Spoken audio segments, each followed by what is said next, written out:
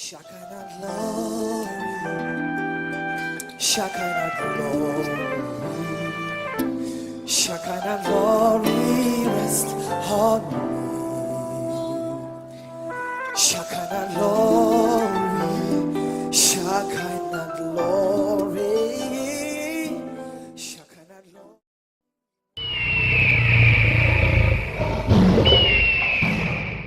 Ajoute encore, Seigneur éternel. Béni soit ton nom. Dans le nom de Jésus, nous avons prié. Amen. Nous allons acclamer le Seigneur. Nous allons acclamer le Seigneur. Nous allons acclamer le Seigneur pour son serviteur aussi, qui va se tenir encore pour partager la parole de Dieu. Que le Seigneur te bénisse.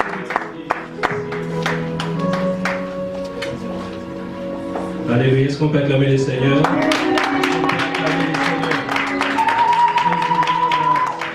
Alléluia. Merci Seigneur. Alléluia. Que le Seigneur vous bénisse abondamment. Je suis très content d'être là. Et c'est toujours un privilège d'être là. Chaque fois que j'apporte la parole. Et je tiens à vous dire merci pour votre présence. Infiniment merci d'être là ce matin. Je crois que la terre est remplie de la gloire du Seigneur. Je crois que Shekinah est rempli de la gloire du Seigneur. Alléluia. Et donc ce matin, nous allons continuer notre étude biblique sur 1 Corinthiens. Je voudrais prier avant de commencer. Seigneur, merci. Merci pour cet immense privilège que tu m'accordes ce matin de pouvoir m'exprimer sur ces sujets, ô combien important pour l'Église et pour ton peuple. Et j'ai pris que tu me donnes la facilité à communiquer ces messages. Donne à ton peuple un cœur disposé pour entendre ce mystère venant de toi. Et que nous puissions ensemble nous soumettre à l'autorité de ta parole, afin de la mettre en pratique. Merci Saint-Esprit de ce que tu fais équipe avec nous ce matin pour glorifier Jésus dans cette assemblée. Nous te bénissons. Au nom de Jésus, nous avons aussi prié. Amen. Amen. Alléluia. Alors nous allons... Est-ce que tu peux saluer ton frère à côté de toi, lui dire bienvenue à l'église Shekinah. Bienvenue à l'église Shekinah. Alléluia. Gloire à Dieu. Je vous invite à tourner avec moi dans les Corinthiens. Ce matin, je vais vous parler des trois choses. Je vais d'abord parler de circonstances dans lesquelles l'apôtre Paul a rédigé un Corinthien. On avait vu la semaine passée les circonstances dans lesquelles Paul avait fondé l'église de Corinthe. Aujourd'hui, nous allons voir les circonstances qui ont poussé Paul à rédiger un Corinthien. Et nous allons nous arrêter longuement sur justement le problème qu'on trouve dans l'église de Corinthe. Parce qu'on dit souvent que cette église a causé beaucoup de maux de tête à Paul.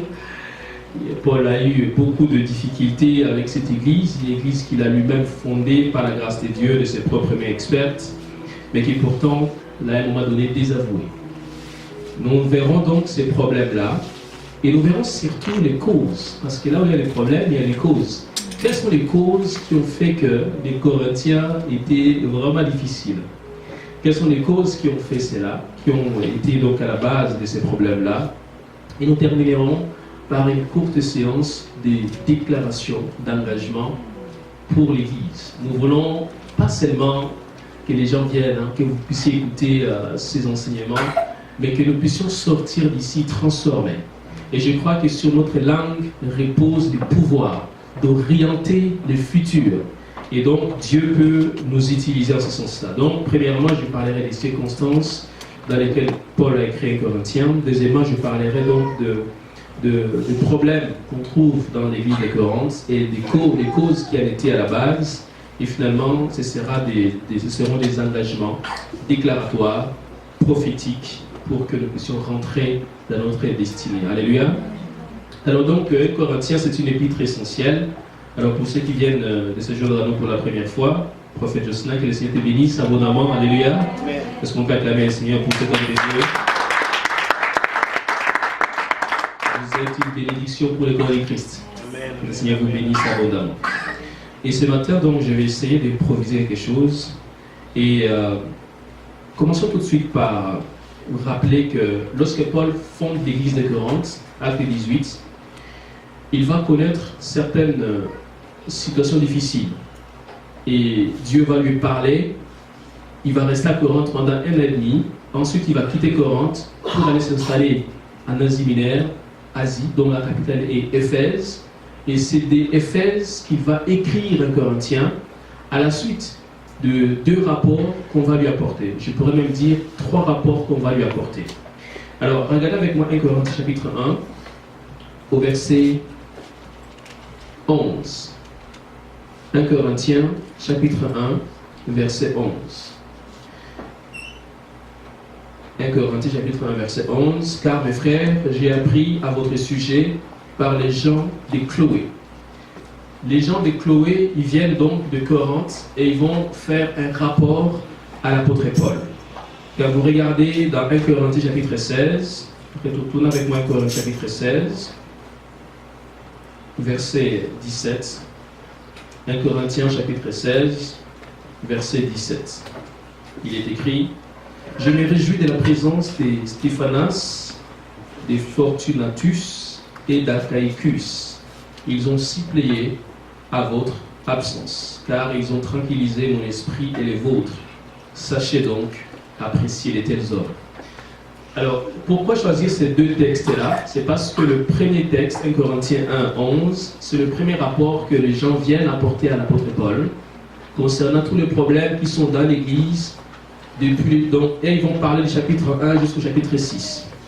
Et les 3 personnes dont on vient de lire, 1 Corinthiens 16, et ils vont apporter des questions que les Corinthiens veulent, dont ils veulent avoir des réponses à l'apôtre Paul.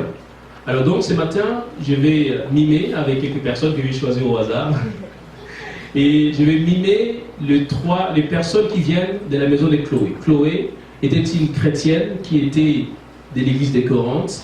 Probablement que Chloé était une personne commerçante, d'après les théologiens. Elle était commerçante, elle était très riche, et elle avait des esclaves. Ce sont ces esclaves-là, 1 Corinthiens 11, qui l'envoient apporter des messages à l'apôtre Paul. En tout cas, lui faire un rapport à l'apôtre Paul. Mais avant d'y arriver, regardez avec moi dans 1 Corinthiens chapitre 5, on va lire les versets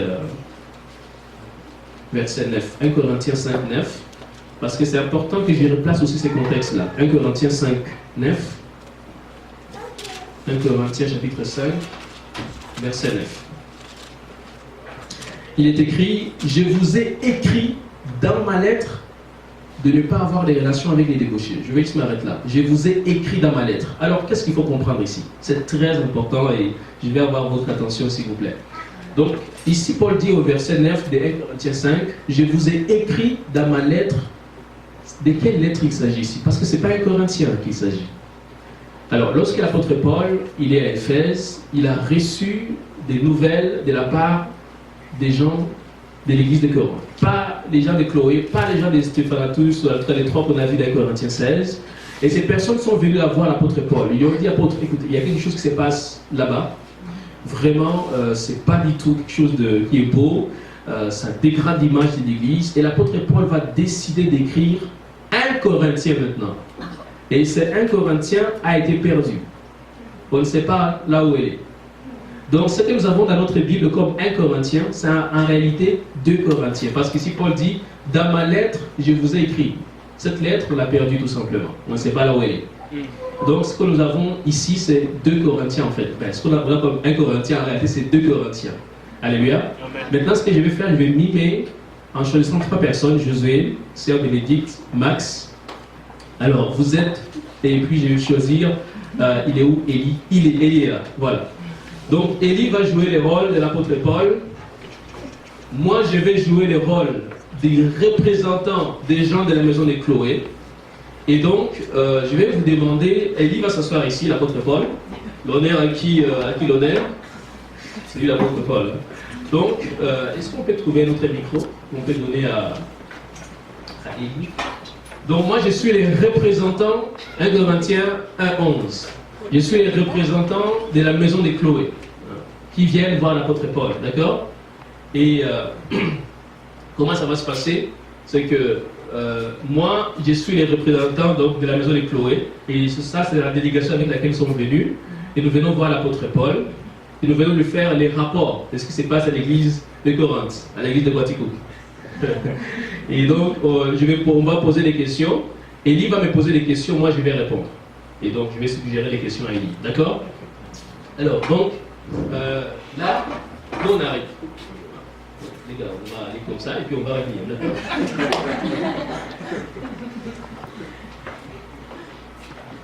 Voilà. Alors, Max, lui, c'est lui qui amène tout l'argent. Il a l'argent avec lui. Là, maintenant, on va chercher où se trouve Paul, parce que Corinthe, c'est une grande église, 700 000 personnes.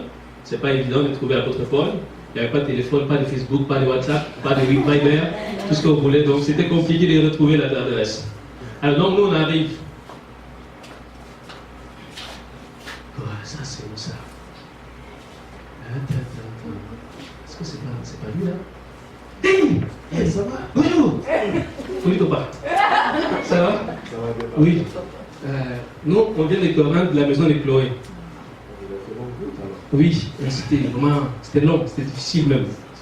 Est-ce qu'on peut s'asseoir, papa? Ok.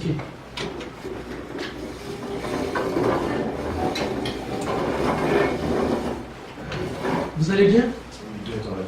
D'accord. Ok. Là, Élie va maintenant, qui est Paul, va me demander comment, la première question, comment ça se passe? Comment ça se passe à Corinthe, tout ça? Je veux savoir comment ça se passe à Corinthe. Ah, papa, ça va, mais bon, c'est sûr que les dons spirituels se manifestent vraiment. On voit des gens être guéris, n'est-ce pas? Hein? Oui, oui. Et des gens vraiment, ils sont guéris, parler à langue, et vraiment les prophéties, Amen. la puissance se manifeste vraiment. Amen. Et donc c'est ça, papa. Ça porte des fruits alors. Oui, ça porte fruit, mais c'est pas tout. Hein. C'est pas tout.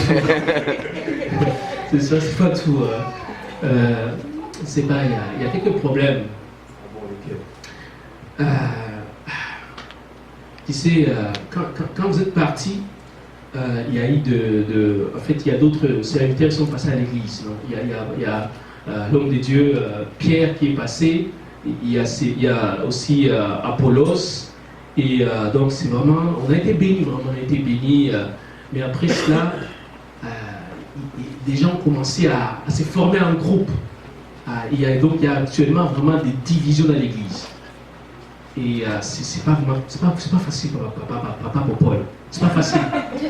C'est pas facile. Donc il y a des divisions et vous aussi, vous avez vu ça? Oui, c'était pas bien du tout. C'est ça. Dans l'église du Seigneur, non. Dans l'église du Seigneur, il y avait trop de subdivisions, de groupes qui étaient écartelés. Que des problèmes. Non, c'est ça.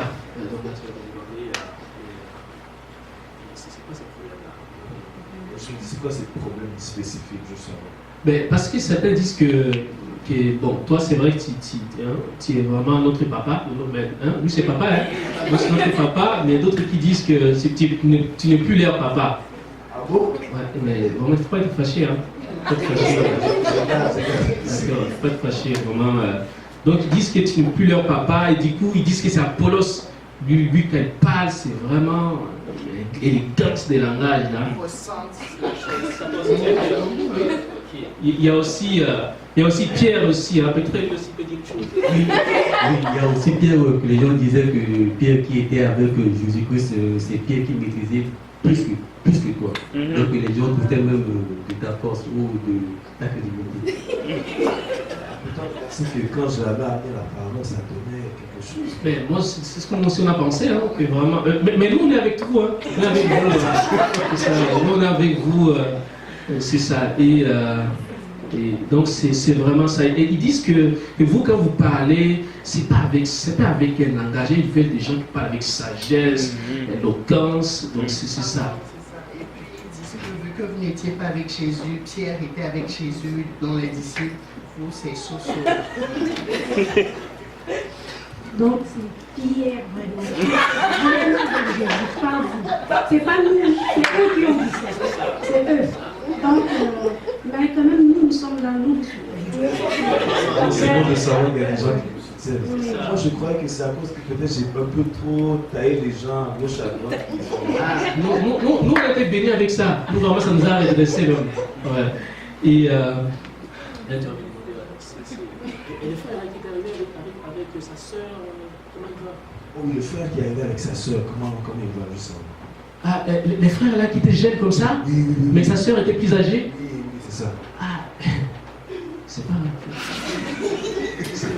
Il avait perdu de vue. Non, c'est pas sa soeur. C'est sa femme. C'est la femme de son père. C'est la femme de son père. Ah, je t'ai dit, hein, donc les frères, nous on pensait que c'était sa soeur au début, mais après on a appris que vraiment c'est la femme de son père. Tu as vu, hein? Et ça nous a choqué. Vous aussi, vous avez regardé des choses à ce sujet, hein? Écoute-moi, il y avait beaucoup de choses qui s'est passées vraiment dans l'église. Les gens se comportaient même comme des animaux. Mais ça là, ça nous a vraiment choqué. Mais c'est sûr que il y a d'autres choses même. Vous, si vous avez vu, hein? Oui, il y a des gens qui parlent de ça et là. Donc, comme lui l'a dit là, donc la femme de son père, comme si on dit, c'est ça. Donc, on fait ça, les gens, ils boivent, et puis il y a tant de choses là. Les gens, ils font rien. Ah, je ne sais pas là. Papa, je vous dis, papa, la semence que vous avez mis devant nous là, c'est héros, il n'y a que rien. Parti. C'est comme si vous avez semé dans la terre, dur. Nous, on a bien aspiré la semence, on est encore là. Mais c'est déplorable. Ça nous fait mal au cœur d'en parler comme ça. Ils ont dit même que tu les escroquais même. Que quand ils viennent prendre les dîmes, les offrandes même, que tu les escroquais. Il ne faut pas se fâcher. Hein, c'est juste ce qu'ils ont dit. Hein, ce qu'ils ont dit. Il y a même d'autres qui ont dit que la résurrection a déjà eu lieu, qu'on n'a plus à attendre Jésus, que c'est déjà fait, que le train de Jésus là, il ne peut pas venir parce que la résurrection, ça a déjà eu lieu là. Alors, tout ce que je leur ai enseigné, ça rentre et ça sort. C'est vraiment ça. Et donc, vraiment, il y a beaucoup de problèmes, des rivalités, des disputes, des gens qui se disputent. Et il y a même des procès. Hein. Toi, tu as entendu les procès du frère Gogo avec la sœur Jaja? Oui, les procès sont tous les jours. Donc, tous les jours, les frères et sœurs sont venus pour vraiment, afin que les juges puissent vraiment procéder à un bon jugement. Donc, les gens se querellaient, les gens se disputaient, les gens se séparaient, même dans la famille. Les enfants ne respectent plus les parents. Vraiment, ça devient vraiment compliqué. Ça devient très compliqué. Il y a des leaders là-bas, non? J'ai placé un ordre des leaders, qu'est-ce qu'ils font? C'est pas vous avez quelque chose? Oui, il y a des leaders, oui. C'est ça, c'est que vous avez dit. Mais le problème qui est là, moi-même, je vais dire à l'église, là, qu'on finisse avec ça. Non, ils sont partis ils sont partis là, dans le cours, tout ça, là, de juge, tout ça. C'est compliqué, vraiment. C'est pour ça qu'ils sont venus, là. Donc, si vous pouvez. Hein? Et vous avez entendu le frère qui est arrivé au mois de janvier là, ah c'est ça, il y a un frère, papa, lui il sort même avec des prostituées. Donc quand on a appris ça, c'est sûr ça nous en fait mal. Mais il y a vraiment, il y a d'autres même qui sont cupides, d'autres qui gravissent les gens, leurs choses. D'autres qui commencent même, qui continuent toujours à venir à l'église. Hein. Ils sont idolâtres, ils adorent vous voyez, il y a 10 temples à Corinthe là. Parfois ils vont dans ces temples là, ils vont adorer encore et venir encore à l'église. Donc c'est vraiment tous ces problèmes là. Et c'est sûr qu'il y en a d'autres, il y a beaucoup d'autres là, mais papa, on ne veut pas vous surcharger. Un peu seulement. Ouais, donc c'est ça. Voilà mes amis, c'est un peu ça pour la Corinthe.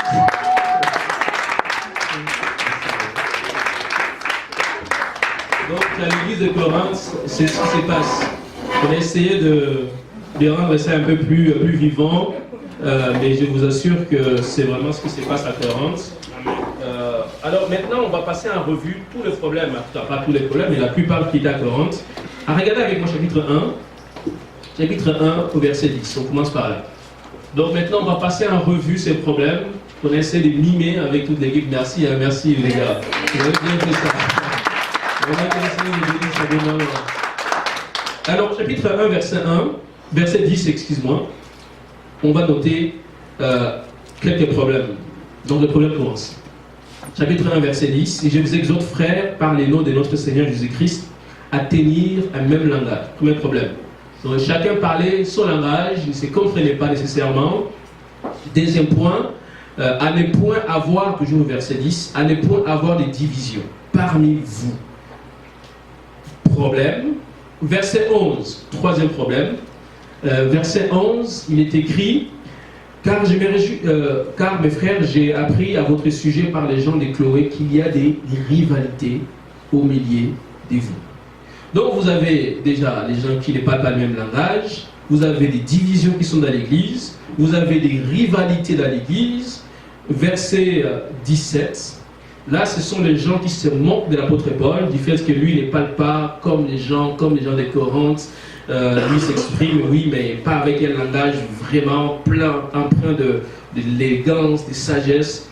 Paul dit au verset 17, ce n'est pas pour baptiser que Christ m'a envoyé, c'est pour annoncer l'évangile. Et c'est là sans la sagesse du langage, afin que la croix de Christ ne soit pas rendue vaine. Donc les gens voulaient que Paul parle avec sagesse, parce que pour eux, la sagesse était tellement importante pour les gens. Pour eux, ils pouvaient tout expliquer par la sagesse. Ils pouvaient tout comprendre par la sagesse. Donc pour eux, la sagesse était le summum. Et Paul dit, cette sagesse-là, elle est bonne, mais celle dont moi je vous parle, elle est excellente, parce qu'elle vient de Dieu. Autre problème que nous avons dans cette église, donc nous avons des hommes même langage, qui n'est pas le même langage, ils ont des divisions, ils ont des rivalités, d'autres qui veulent que Paul prêche par la sagesse, donc ils se laissent influencer par l'extérieur. Au chapitre 3, au verset 3, on va trouver deux autres problèmes qui s'ajoutent. Chapitre 3, verset 3. En effet, puisqu'il y a parmi vous de la jalousie et des disputes. Jalousie et disputes. Là, on est en train de passer en revue tous les problèmes. Après, on va y revenir en profondeur. Donc, jalousie, disputes, ces problèmes-là. Donc, si vous voulez compter, 1, pas même langage, 2, division, 3, rivalité, 4, sagesse prônée par les gens de Corinthe, 5, vous pouvez noter jalousie. Bon, dispute, il est déjà revenu. Dispute, donc 6. Donc chapitre 3, verset 3. Vous arrivez au chapitre 4, au verset 3, chapitre 4, verset 3. Ce sont des jugements, des mauvais jugements que les Corinthiens portaient contre l'apôtre Paul. Chapitre 4, verset 3. Pour moi, il m'importe fort peu d'être jugé par vous ou par un tribunal humain. Je ne me juge pas non plus moi-même, car je ne me sens coupable de rien. Il juge l'apôtre, des mauvais jugements portés contre l'apôtre Paul. Chapitre 4, toujours, on va regarder le verset 18, l'orgueil. L'orgueil. Verset 18, l'orgueil. Quelques-uns se sont enflés d'orgueil comme si je ne devais pas aller chez vous. Autre problème, toujours chapitre 4, on va regarder le verset 18. Chapitre 4, verset 18. Paul est en train de dire un peu son ministère à lui et il le compare à celui de ces super apôtres que les Corinthiens aiment beaucoup. Et au verset 13 du chapitre 4, l'apôtre Paul il dit ceci, calomnier, nous parlons avec bonté. Alors s'il dit calomnier, c'est parce qu'il était calomnié. La Bible est tellement simple, c'est terre à terre. Donc au verset 18, il dit, calomnier, nous parlons avec bonté. Nous sommes devenus comme les balayures du monde, les rebuts de tous jusqu'à maintenant. Il va aussi dire au verset 12, nous nous fatiguons à travailler de nos propres mains, injuriés, nous bénissons, persécutés, nous supportons. Vous pouvez ajouter donc à la liste les injures, vous pouvez ajouter à la liste les calomnies, vous pouvez ajouter à la liste, donc tout à l'heure ce qu'on a dit, l'orgueil. Et quand vous arrivez au chapitre 5, au verset 1, c'est la débauche. chapitre 5, verset 1, on entend dire généralement qu'il y a parmi vous de la débauche. Une débauche telle qu'elle ne se rencontre même pas chez les païens. C'est au point que l'un de vous a la femme de son père. Et vous êtes enflé d'orgueil. Et vous n'avez pas été plutôt dans l'affliction, afin que celui qui a commis cet acte soit ôté du milieu de vous. Paul va dire, pour moi, verset 3, chapitre 5, pour moi, absent des corps, mais présent d'esprit, j'ai déjà jugé, comme si j'étais présent, celui qui a commis un tel acte. Au nom du Seigneur Jésus, vous et moi, vous et mon esprit étant assemblés avec la puissance de notre Seigneur Jésus, qu'un tel homme soit livré à Satan pour la destruction de la chair, afin que l'esprit soit sauvé au jour du Seigneur Jésus. Vous tombez au chapitre 6, non, chapitre 5, chapitre 5, on va lire au verset 9 jusqu'au verset 11, chapitre 5, verset 9 jusqu'au verset 11.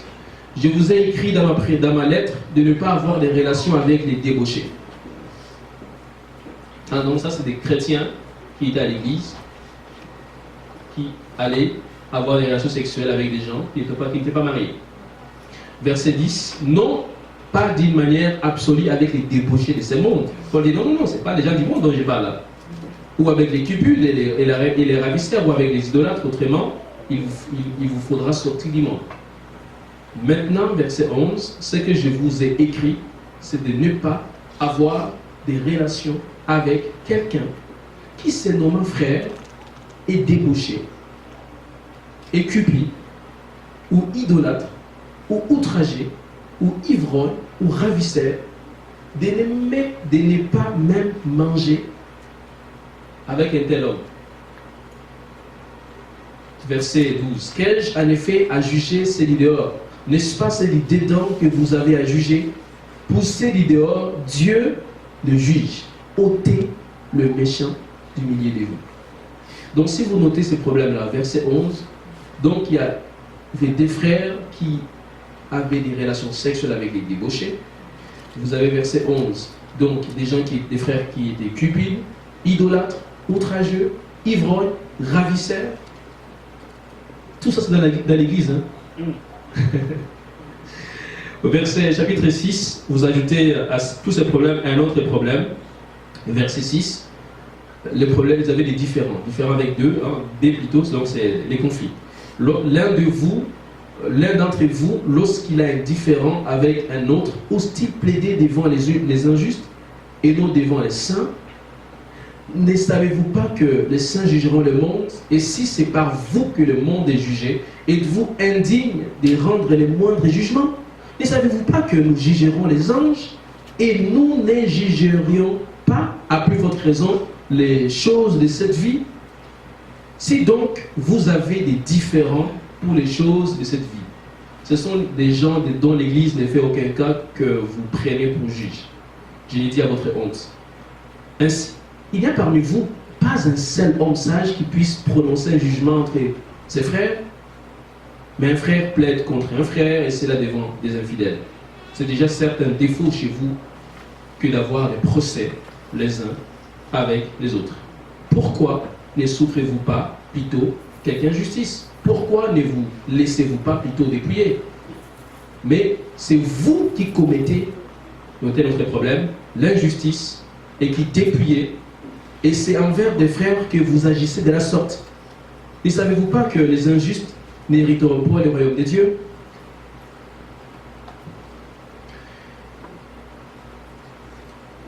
Vous pouvez noter beaucoup de problèmes. Donc, les différends qui étaient là, les procès entre les frères, des gens qui commettaient des injustices les uns contre les autres. Donc, verset 7. Et pour le verset 9, deuxième partie jusqu'au verset 10, 11, Paul va rappeler un peu comment étaient les Corinthiens auparavant. Il dit, écoutez, je vous ai annoncé l'évangile. Vous étiez de cette manière-là auparavant. Mais encore, vous êtes encore là comme ça aujourd'hui. Au verset 9, donc deuxième partie, ne vous y trompez pas, donc chapitre 6, verset 9, ne vous y trompez pas, ni les débauchés, ni les idolâtres, ni les adultères, ni les efféminés, donc les lesbiennes, ni les homosexuels, ni les voleurs, ni les cupides, ni les ivrognes, ni les outragés, ni les ravisseurs n'hériteront le royaume des dieux. Et c'est là que vous étiez quelques-uns d'entre vous. Pas tous, hein? Quelques-uns d'entre vous. Donc c'est que certains encore sont comme ça jusque-là. L'autre problème, c'était le problème qu'on appelle la paternité. Paul, voici, il y a des gens, d'autres gens continuent même à coucher avec des prostituées. Des gens te jugent très fort, Paul. Les gens sont jaloux les uns contre les autres. Le but de cette épître, de cette étude-là, n'est pas de dire « Oh, c'est ça qui s'est passé à l'église de Corinthe? Oh, mon Dieu, oh, ils étaient tellement des pécheurs. » Non, non, non. Le but, c'est de dire dans nos assemblées, pas chez Kina, l'église avec grand E, qu'est-ce qui se passe dans nos églises? Comment pouvons-nous encore continuer à reproduire les mêmes erreurs que ce que nos prédécesseurs ont reproduites, ont commises? Comment expliquer cela? Ce matin, je ne vais pas être dans les sensationnels. Vraiment, je vais être sérieux avec vous. Je veux qu'on puisse changer mes amis. Je veux qu'on puisse grandir. Parce que ces problèmes-là, on les trouve dans beaucoup d'églises, par-ci, par-là. Tout à l'heure, on va voir, c'est quoi les causes qui font que les gens continuent à agir comme ça? Comment expliquer qu'une église fondée par l'apôtre Paul, qu'il y ait des gens qui continuent à coucher avec des prostituées? Comment expliquer ça? Pensez que c'est fondé par, c'est pas un tel pasteur, on va dire, bon oui, mais il va Paul. Mais l'apôtre Paul, comment expliquer cela? Donc je voudrais aujourd'hui que vraiment on puisse s'examiner nous-mêmes et dire, Seigneur, tout ça là, le mauvais jugement contre les gens, l'orgueil, en quoi moi je me reconnais là-dedans? Et nous amener à changer notre attitude. Alors c'est quoi les causes? Quelles sont les causes qui font que ces gens refusent la paternité de Paul, versent dans toutes sortes de problèmes, de choses qui ne sont pas dignes? Je vous propose 4 causes. Et la première cause, à mon avis, c'est au chapitre 1, verset... c'est le chapitre 3, verset 1. Chapitre 3, verset 1. La première cause, c'est que les gens de Corinthe étaient charnels. Charnels. C'était des chrétiens, pas tous, mais la plupart, étaient des chrétiens charnels. Un chrétien charnel, je l'ai défini comme étant une personne née de nouveau, mais qui n'a pas placé, comme l'apôtre Dodon nous l'avait expliqué à plusieurs reprises, mais qui n'a pas placé Jésus, la croix de Jésus, au centre de sa vie. Et c'est soit par ignorance ou par négligence. C'est une personne née de nouveau, mais qui n'a pas placé Jésus au centre de sa vie, soit par ignorance ou soit par négligence. Et quand on est charnel, on se laisse donc diriger par notre chair. Tournez avec moi dans Galates chapitre 5. Vous allez voir maintenant que quand Paul dit que vous êtes charnel, il savait de quoi il disait. Parce que les mêmes problèmes, on les trouvait à Galates. Et pour dire que les églises que Paul a fondées n'étaient pas nécessairement de meilleures églises. Enfin, disons, les chrétiens n'étaient pas nécessairement les chrétiens les plus saints, comme ce qu'on a tendance à imaginer. Il y avait aussi beaucoup de problèmes. Galates chapitre 5, nous allons lire au verset 13. L'idée ici, c'est quand j'ai dit que les Corinthiens étaient charnels, qu'est-ce que Paul dit ailleurs des chrétiens charnels? C'est par quoi on peut les reconnaître, ces chrétiens-là? Parfois nous-mêmes, nous tombons là-dedans. Ça nous arrive d'être spirituels et puis de retourner charnels. Et puis encore de retourner spirituels. Mais je prie que ces mouvements de va-et-vient s'arrêtent au nom de Jésus. Et que tu restes spirituel 2019. Amen. Galates chapitre 5, verset 13. Paul va nous parler un peu de ces portraits, va nous dresser ces portraits des chrétiens charnels. Quand on dit que quelqu'un est charnel, comment peut-on les reconnaître? Et vous allez voir ce que Paul va dire ici. C'est ce qui se passe exactement dans l'église de Corinthe.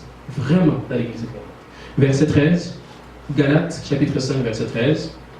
Frères, vous avez été appelés à la liberté, seulement ne faites pas de cette liberté un prétexte de vivre selon la chair.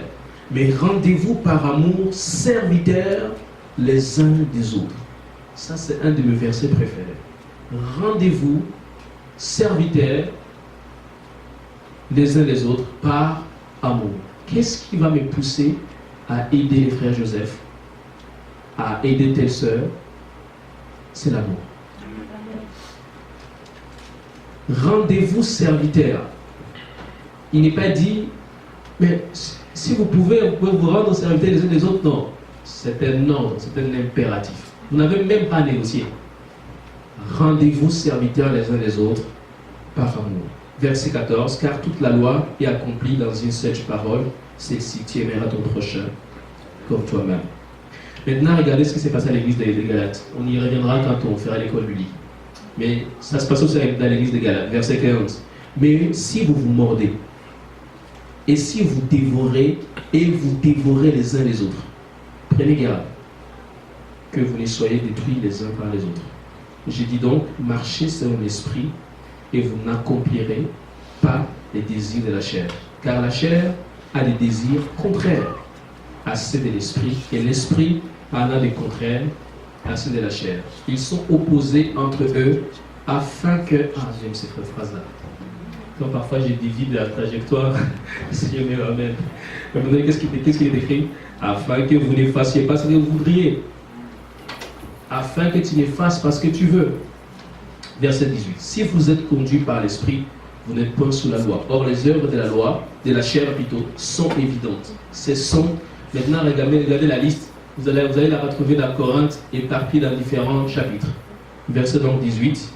Or, les œuvres de la chair sont évidentes. Ce sont la débauche, l'impureté, les dérèglements, l'idolâtrie, la magie, les rivalités, les querelles, les jalousies, les animosités, les disputes, les divisions, les sectes, l'envie, l'ivrognerie, les excès des tables et les choses semblables.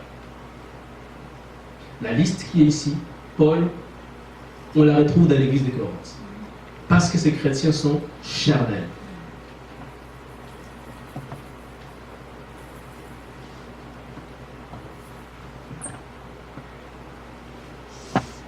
Je prie vraiment que Dieu nous aide en 2019. Et quand les gens arrivent à l'église, les gens des nouveaux notamment, ne puissent pas trouver à l'église des gens comme ça. Mais que toi et moi, pas par notre propre force, parce qu'on ne peut pas y arriver, mais que par le Saint-Esprit, nous puissions changer, vraiment changer. Et que tout ce qui est mentionné ici ne soit pas mentionné ni sur toi ni sur moi au nom de Jésus. Grandissons un peu, mes amis. Arrêtons d'être des chrétiens charnels. Essayons de grandir un peu. Deuxième problème, deuxième cause qui fait que les gens de l'église de Corinthe se comportaient de la sorte, c'est que les chrétiens de Corinthe étaient des bébés spirituels. Donc on l'a vu tout à l'heure au verset 1 Corinthiens chapitre 3 au verset 1.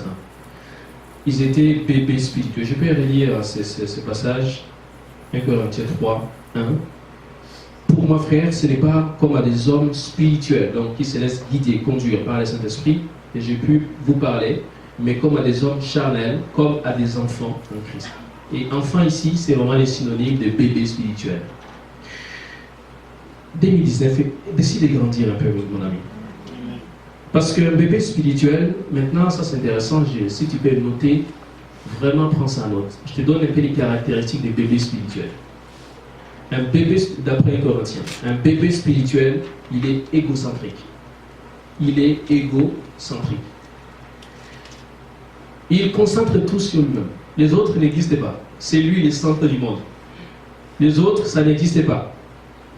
S'il est dans les ministères, il veut tout faire. Il veut tasser même les autres.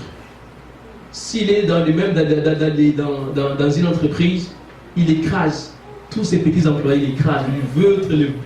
Il faut que les boss les remarquent.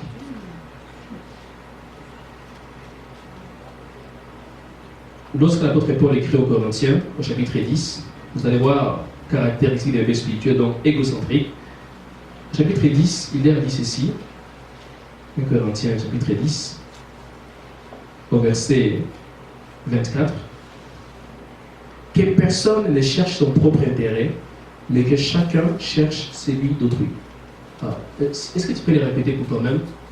Que je ne cherche plus mon propre intérêt, mais que je cherche l'intérêt d'autrui. Égocentrie, les chrétiens des Corans. Tout ramener sur eux. Quand il faut quelque chose, est-ce qu'il y a un intérêt là-dedans que moi? Est-ce que j'ai à gagner là-dedans? S'il n'y a pas quelque chose à gagner là-dedans, il ne s'engage pas.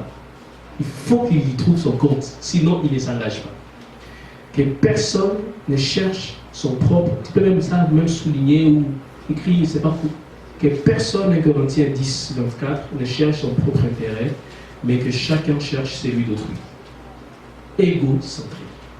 Deuxième caractéristique des bébés spirituels d'après 1 Corinthiens, c'est des gens qui sont sujets aux influences extérieures. Ils se laissent influencer par ce qui se passe tout autour. Tout à l'heure, on l'a dit, on l'a mimé, c'est que les gens, à Corinthe, les gens étaient habitués à se réunir autour des maîtres d'école, autour des philosophes, ces philosophes, quand ils tenaient des discours, c'est des discours évidemment de sagesse, et les gens aimaient cela. Et quand les gens étaient convertis, ils arrivent à l'église, ils reproduisent la même mentalité, en voulant se mettre autour de Paul, autour d'Apollos, autour de Pierre, et d'autres disent, mais écoutez, nous on n'est ni des Paul, oui c'est vrai, il a fondé l'église, on bénit Dieu pour ça, nous on n'est ni des Pierre, qu'il a été avec Jésus, qu'il a marché, mangé avec lui, qu'il nous a raconté des histoires, c'est bien, mais nous on ne veut pas ça. D'autres disent, nous on est des Apollos, et d'autres disaient, nous on est maintenant des Christ, parce qu'on veut Christ, c'est Christ qui est important. Écoutez, tous ces gens-là ont échoué. Le plus important, c'est de savoir que Christ n'a payé le prix pour que toi et moi nous puissions être unis, les corps du Christ. Souvent on oublie cette image-là. Nous sommes le corps du Christ.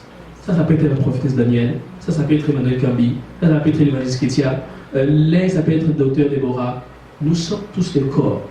Si j'ai mal, si l'enseignante Déborah a mal, elle qui est l'œil, je dois normalement, moi qui fait partie intégrante du corps, me sentir mal.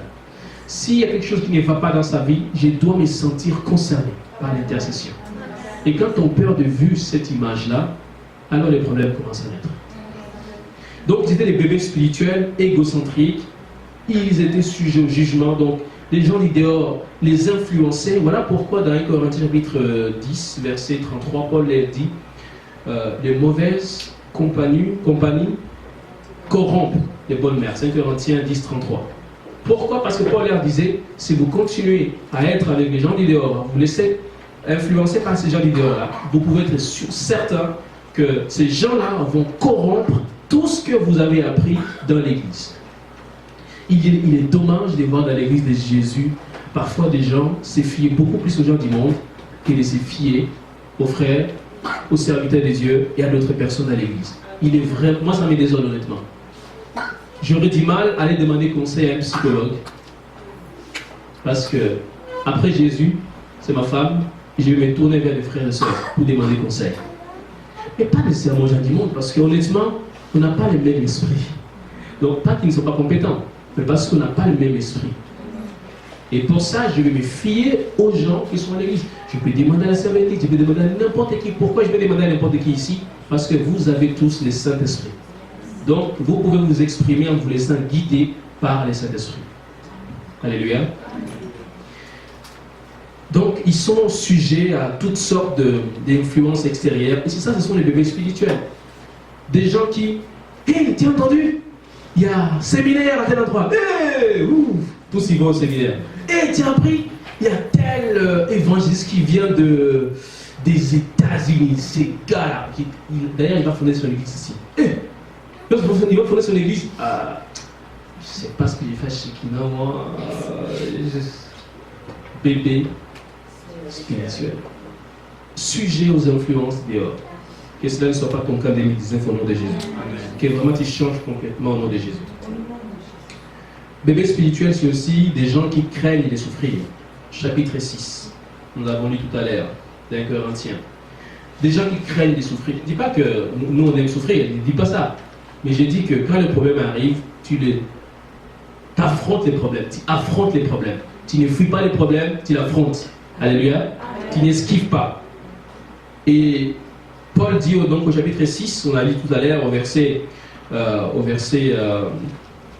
7, c'est déjà certes un défaut chez vous qui est d'avoir des procès les uns avec les autres. Pourquoi ne souffrez-vous pas plutôt quelque injustice? Pourquoi ne vous laissez-vous pas dépouiller?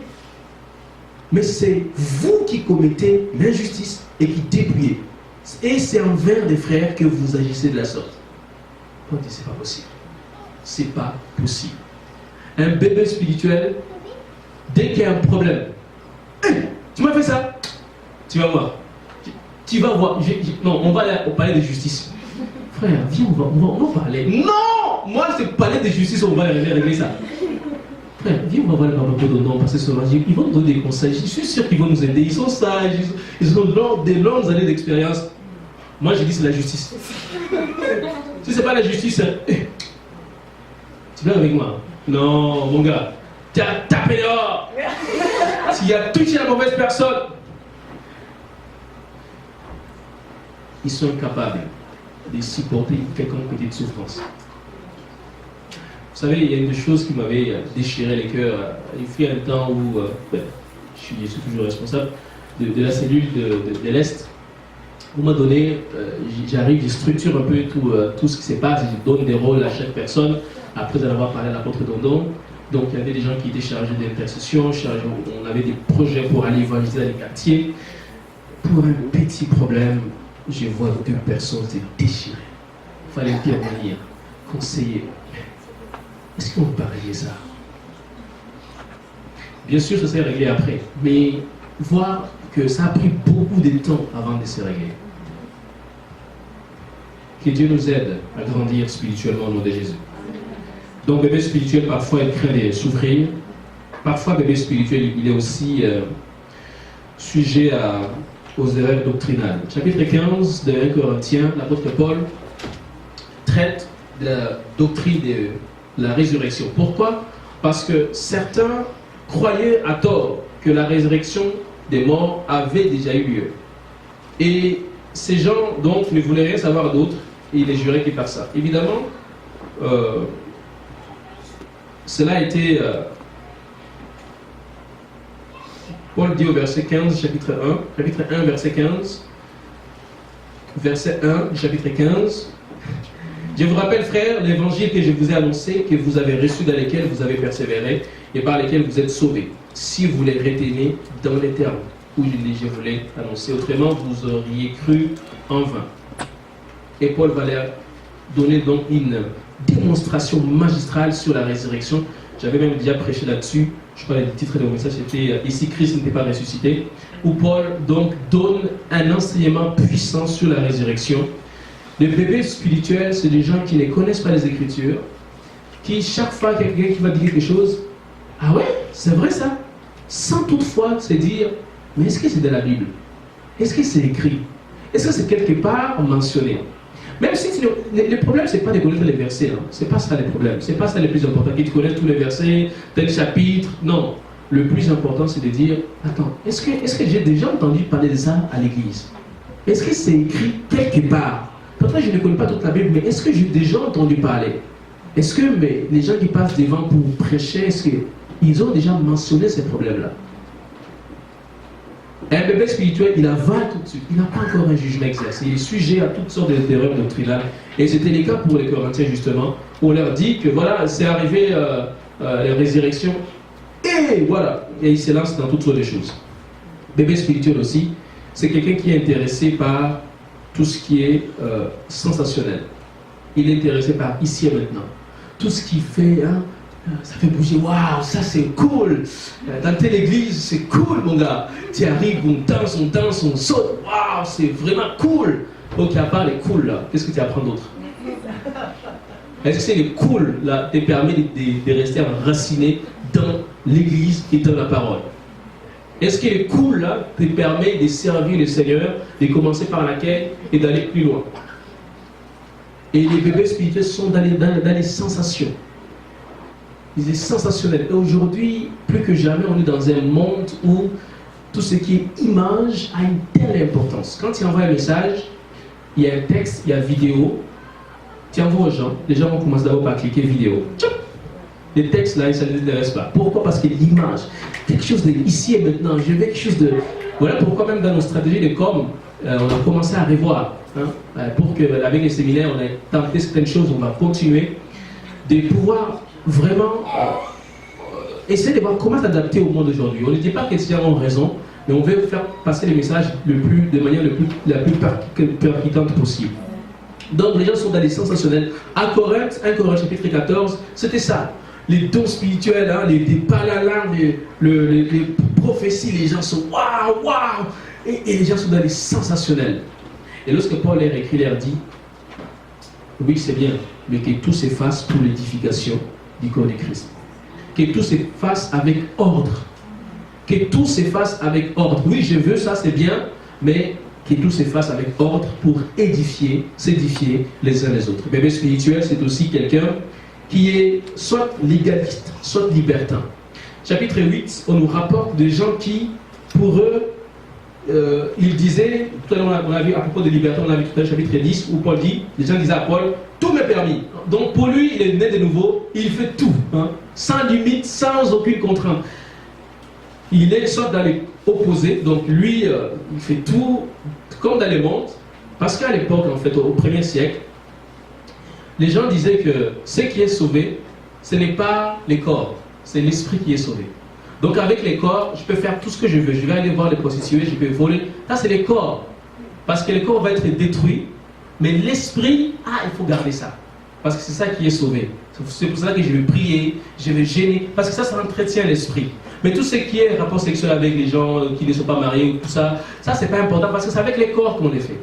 Et les gens donc ont commencé à adopter cette mentalité que tout m'est permis. Et voilà pourquoi quand Paul écrit, il dit oui, mais tout vous est permis, mais je ne me laisserai pas devenir esclave de quoi que ce soit. Et il va les rappeler. Et il y a un passage de 1 Corinthiens 6 qui pour moi est un des plus forts de la Bible, un des plus puissants. Regardez avec moi 1 Corinthiens 6, je suis presque à la fin de mon message, 1 Corinthiens 6.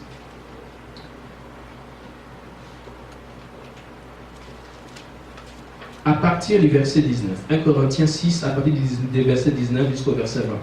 Pour moi, c'est un des passages les plus puissants parce que si un enfant de Dieu comprend cela, si un chrétien comprend ces deux versets-là, je vous assure, vous ne pourrez plus être la même personne.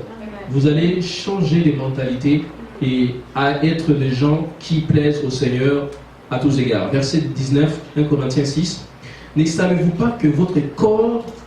Ça, c'est Paul qui les répond maintenant. C'est qui disait que les corps, pour moi, non, c'est l'esprit qui est sauvé. Les corps, non, les corps, on peut faire tout ce qu'on veut. Mais l'esprit, ça, il faut prier. Parce que quand on va aller au ciel, c'est l'esprit qui va aller. Les corps vont rester sous la terre. Et vous savez qu'il y a jusqu'aujourd'hui des gens qui pensent comme ça.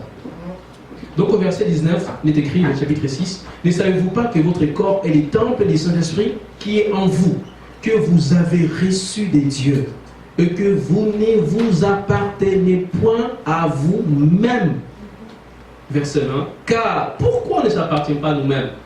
Verset 20 répond, j'aime tellement la Bible, c'est tellement clair. Verset 20, « Car vous avez été rachetés, pas seulement à un prix, mais à un grand prix. Et pour ce faire, conclusion, glorifiez donc Dieu dans votre corps, et Paul dit, et dans votre esprit qui appartiennent à Dieu. » Donc il répond à ces gens-là qui disaient non, le corps, lui, non. Paul dit voilà, maintenant que vous savez que nous avons été rachetés, alors je vous demande de glorifier Dieu, non pas seulement dans votre corps, mais aussi dans votre esprit. Et donc, ils sont libertins, tout m'est permis, je vais faire tout ce que je veux. Et ça, c'est des bébés spirituels. Troisième cause, donc première cause, ils étaient des chrétiens charnels. Deuxième cause, ils étaient des bébés spirituels avec les caractéristiques que je viens d'énoncer, c'est-à-dire 1, égocentrique, 2, ils avaient des jugements, ils étaient sujets plutôt aux influences extérieures, 3, ils craignaient de souffrir parce que pour eux, ils ne pouvaient pas supporter quelqu'un qui a injustice, 4, ils étaient sujets aux erreurs doctrinales, 5, intéressés par les sensationnels, 6, ils étaient soit des légalistes, soit des libertins. Ça, c'est des bébés spirituels. Troisième cause, c'est que ces gens-là ne connaissaient pas, n'avaient pas une connaissance intime de Jésus. Troisième cause, il n'avait pas les connaissances intimes de Jésus. 1 Corinthiens 15, 34. 1 Corinthiens 15, 34.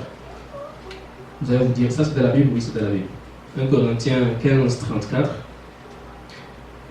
Voici ce que Paul dit au verset 34. Revenez à vous-même comme il est convenable et ne péchez point. 1 Corinthiens 15, 34. Revenez à vous-même comme il est convenable et ne péchez point. Car quelques-uns ne connaissent pas Dieu. Je l'ai dit à votre honte. Car quelques-uns ne connaissent pas, ne connaissaient pas. Hein? C'est ici et maintenant. J'ai dit au moment où j'écris la lettre, quelques-uns de ceux qui sont dans l'église ne connaissent pas Dieu. Mais quand vous regardez ces mots-là, la structure dans la langue originale, vous allez voir que c'est une connaissance intime avec quelqu'un. Donc c'est comme si Paul est en train de leur dire, c'est parce que vous n'avez pas une connaissance intime avec le Seigneur. Vous n'avez plus d'intimité avec le Seigneur. Quand on n'a plus d'intimité avec le Seigneur, qu'est-ce qui arrive? On est livré à Satan. On est sujet à toutes sortes de choses qui vont arriver. Parce qu'on n'a plus personne pour nous donner des instructions. On l'a vu les vendredis avec les frères Josué, instruction, sagesse et, j'oublie l'autre terme, intelligence. On n'a plus d'intelligence parce qu'on n'a plus cette intimité avec le Seigneur. Sans te nommer, quel est ton degré d'intimité avec Jésus? Parce que si cette intimité diminue, ces problèmes qu'on vient de voir dans l'église de Corinthe vont, plus l'intimité diminue avec Jésus, plus les problèmes vont apparaître. Plus ton intimité va augmenter avec Jésus, moins ces problèmes vont prendre la place dans ta vie. Et Paul dit, je vous l'ai dit à votre honte, quelques-uns d'entre vous qui sont à l'église ne connaissent pas le Seigneur. Notre terme n'ont pas une intimité profonde avec Jésus. Et c'est pour cela justement que ces problèmes arrivent. Pas seulement à l'église, ça arrive partout. Dans les lieux de travail, dans les couples, dans les familles, dans les ceci, ça arrive parce que notre intimité avec le Seigneur a considérablement diminué. Et quatrième raison pour terminer, 1 Corinthiens 16, au verset 1 Corinthiens 16, verset 14. 1 Corinthiens 16, verset 14. C'est que la quatrième raison, c'est le manque d'amour. Le manque d'amour. Verset 14, que tout ce que vous faites se fasse avec amour. Je voudrais que tu prennes un instant pour réfléchir à cette phrase-là. Que tout ce que vous faites se fasse avec amour. Et si vous voulez connaître la définition de l'amour, vous n'avez qu'à lire 1 Corinthiens 13. Que tout ce que vous faites se fasse avec amour. Alors, lisez 1 Corinthiens 13, pas tout, mais quelques versets. Je termine par là. 1 Corinthiens 13. Que tout ce que vous faites se fasse avec amour. 1 Corinthiens 13 maintenant. On va commencer au verset 4. 1 Corinthiens 13, verset 4. L'amour est patient. Il est plein de bonté. L'amour n'est point envieux. L'amour ne se vante point. Il ne s'enfle point d'orgueil. Il ne fait rien de malhonnête. Il ne cherche point son propre intérêt. Il ne s'irrite point. Il ne soupçonne point de mal. Il ne se réjouit point de l'injustice. Mais il se réjouit de la vérité. Il excuse tout. Il croit tout. Il espère tout. Il supporte tout. L'amour ne périt jamais. Quand vous regardez dans cette définition de l'amour, c'est beaucoup de choses qu'on a vues ensemble. Envieux, on a vu ces problèmes de la Corinthe. Orgueil, verset 4, on a vu ces problèmes.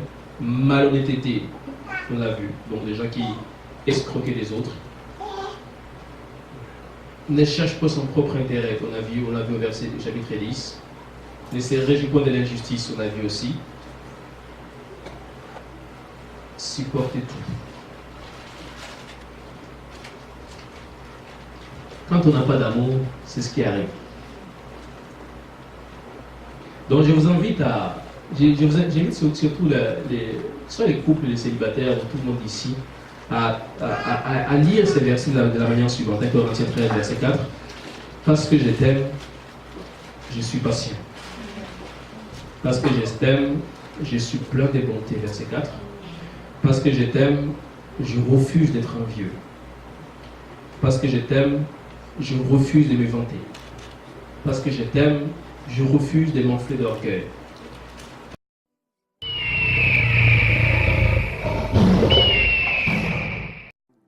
Shekinah glory, Shekinah glory, Shekinah glory, rest on me. Shekinah glory.